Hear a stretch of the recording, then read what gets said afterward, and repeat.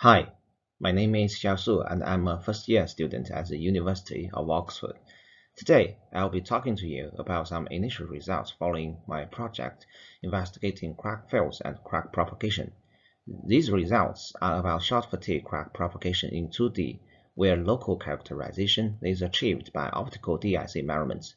Before we start, I would like to firstly thank my colleagues Dr. Weifeng and Professor Fionn Dunne for providing the experimental data, and to my supervisor, James Marrow, for providing invaluable guidance. So really to start it off, for engineering structures under cyclic loading, the prediction of fatigue life is most difficult for short cracks. We use the stress intensity factor range delta K as a primary driving force in Paris law. But for short cracks, observed rates of growth can vary greatly with crack length, which is not captured by Paris law. This results from the macrostructural sensitivity of short cracks, where the crack tip grows within a changing environment. These two pictures from the publications of my colleagues illustrate the short crack propagation in Zircaloy-4. Their local conditions may differ from what is predicted using the remote applied loading and crack geometry. Possible explanations in the literature involve localized factors, environmental effects, and loading history. To verify those theories, full-field techniques with sufficient spatial resolution become good options, as they allow for direct measurements of the actual conditions at the crack tip. Following the measurements, finite element analysis can be performed using experimental data as boundary conditions. The crack driving force can be further extracted to predict those mentioned behaviors. Another advantage of this is that we can get the mode 2 loading conditions for a local crack segment, particularly for a kinked crack. Without such tools, mixed mode loading is very difficult to calculate. We need extra information, such as the inclined angle of the crack, which is not necessary in this framework. Digital image correlation is now widely used to measure displacement fields due to its ease to use in a wide range of materials. It's based on a tracking of recognizable patterns between two images, and it allows full-field and precise measurement of the displacements. Images of surface are obtained in both original and deformed states, and a map of relative displacement vectors can be retrieved with a subpixel accuracy by the correlation process. This is the overall setup for our experiments. The microscope has a nominal Harris resolution of 1 micrometer, and it is able to recognize the sprayed silica speckles with size of 1 micrometer. Edge-notched Zircaloy-4 beam samples with large grain polycrystal microstructures were cyclically loaded in 3-point bend testing under force-controlled loading. The R ratio of loading is 0.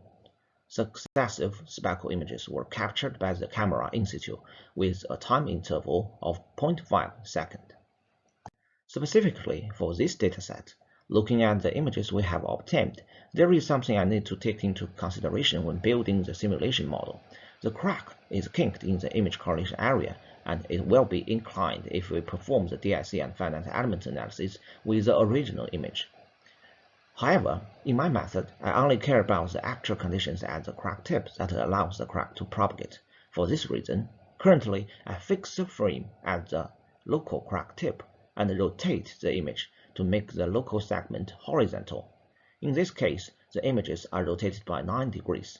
The simulation area only contains a single segment of the crack, so that the result will reflect the local conditions. The DIC analysis can be performed in 2 steps. Step 1.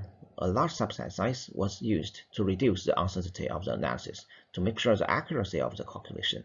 In this case, the crack length is read manually. If large datasets are processed, another step of DIC could be employed to identify the crack path with small subset size, which will promote the efficiency of crack analysis. Before the DIC analysis, the images were corrected with regard to rigid body movements and rotation. You should be able to see the crack opening and closing in this slide. We can see from the pictures that some black defects on the surface became much more stationary after correction. These are the rotated image and the results of DIC. These plots show the displacement of the specimen and also the displacement components in both directions. X-axis is the horizontal one, Y-axis is the vertical one. In my work, David's software is used for image correlation. Typically, the larger subset we use, a better displacement resolution we can achieve. With the obtained DIC data, the most general method in the literature to define the crack field is the field fitting approach, which fits a theoretical field in order to retrieve the stress intensity factors. However, the technique is quite sensitive to accurate definition of the crack tip location. An alternative way to deal with the DIC data is a direct evaluation of the J integral. It's a finite element-based approach that uses DIC-obtained displacement data to retrieve the crack field and quantify the local crack driving force. This slide illustrates the workflow of this method. In this method, the finite element model is registered using the DIC-obtained fields. To begin with, a same grid will be established in the finite element model. Then the crack position is read, and the code will insert a crack in the mesh. The region in the vicinity of the crack will be remeshed. Then all the data points obtained by DIC will be injected as boundary conditions point by point. After defining the material properties in the model, finite element analysis is performed, and finally, J integral can be calculated using the inbuilt algorithms in the finite element software. With the assumption of linear anisotropic elasticity, the change in both the mode 1 and mode 2 crack intensity factors range over a fatigue cycle can be extracted using the interaction integral method. However, before the boundary condition injection, we found in experiments that data points in the vicinity of a crack can be not trustworthy. This is because DIC can fail to determine the displacement vectors satisfactorily in the vicinity of edges or discontinuities, such as close to the crack. So the question is how to deal with these data points. In the left figure, red lines draw the outline of cracked region. We found in experiments that data points in this region are not trustworthy and need to be filtered. Our solution here is simply applying a forbidden zone to the full field data and ignore all the data points inside this region during simulation. The conditions inside the forbidden zone are calculated using the boundary conditions at its edges. In this way, we will have some assumptions for the material, and we are able to characterize the crack tip condition using the information from the surrounding elastic field of a crack. Here are the assumptions we have for the material model. Firstly, the entire simulation model has a single crystal orientation, which is the orientation of the grain where the crack tip lies in. The material is assumed to be linear elastic in our model. Future work can be undertaken to improve this for the considerations of complex material behavior. And most importantly, the Zircaloy model here is anisotropic.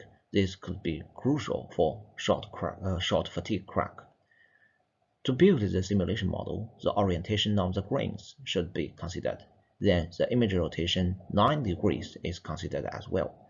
For these reasons, the elastic stiffness matrix is rotated twice using the equations listed here. The next two slides present the two samples analyzed in this study. Images on the left side were obtained by ICM, showing the orientation distributions, notch geometry, and the crack path. Images on the right side were optical microscopy images, recorded during a single cycle under peak loading condition and unloaded conditions. This slide summarizes the experimental design of sample A, stress control 3-point bend testing with peak loading 800 newtons and stress ratio equals to 0. This slide summarizes the experimental design of sample B. They have similar dimensions, similar loading conditions, but different texture. To explore the effect of image resolution in this approach, we performed crack field analysis for both samples, using different subset sizes in DIC process. These two screenshots show the difference in displacement fields with subset size 128 by 128 pixels and 48 by 48 pixels. If we draw the displacement of the sample along this white dashed line, you can see clearly the difference in displacement fields. This confirms that increased subset size leads to better displacement resolution and less uncertainty. The one on the right-hand side is much noisier than the other. So does the subset size have a strong effect on the stress intensity factor range results? We can get some insights from the next two slides. These are the results for sample A. 4 different subset sizes were considered from 48 to 128 pixels. The interval of the stress intensity factor range was obtained using different integral contours.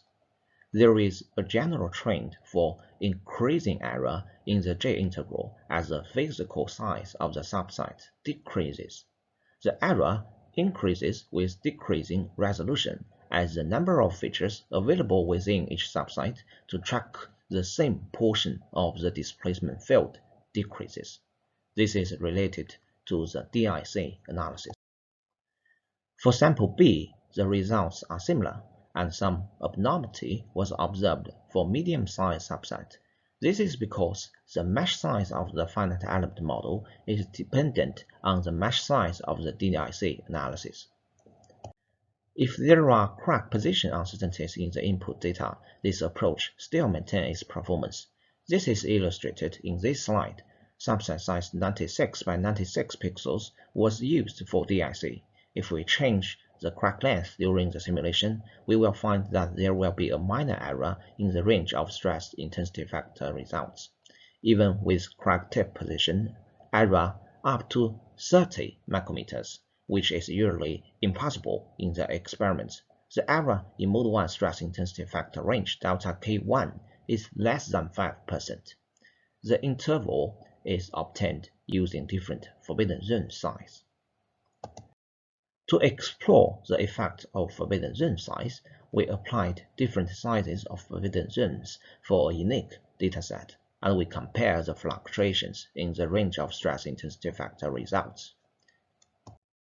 Forbidden zone size was normalized in both directions, x and y, and medium-sized forbidden zone was selected as a reference, which is highlighted using a different color. We can see from the graph that the effect of forbidden zone size is insignificant. Maximum relative error in stress intensity factor range is less than 3%. An interesting observation of these two datasets is the rate behavior of these two samples. The summary of results is given here. As you can see, these two cracks grow under similar mode 1 loading, but they show different rate behavior in our experiments. The difference is they propagate along different directions on the same prism plane. The lowest growth rate occurs for prismatic surface cracks growing in the Burgers vector direction. On the other hand, still on the prism plane, cracks normal to the Burgers vectors grow at a higher rate than that for prism Burgers cracks.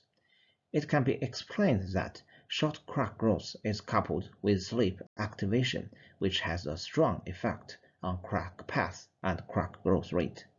The higher sleep accumulation was found to be within a prism plane but normal to the Burgers vector direction. Details can be found in my colleagues' publications. So finally, the conclusions. The full-field DIC measurements can be used as boundary conditions for finite element calculation of the local J integral and the stress intensity factors. This method is insensitive to the specimen geometry. We do not need to know the loading conditions and the total crack length. Only local crack length is used within this framework, and it may be applied when DIC measurements fail to determine the displacement vectors in the vicinity of the crack. Short fatigue cracks under similar mode 1 loading propagate on prism plane at different rates in directions that are parallel and perpendicular to the z-axis of the unit cell. This method is suitable for the study of fatigue cracks, particularly when the crack is kinked or mixed-mode loading is applied. Thank you.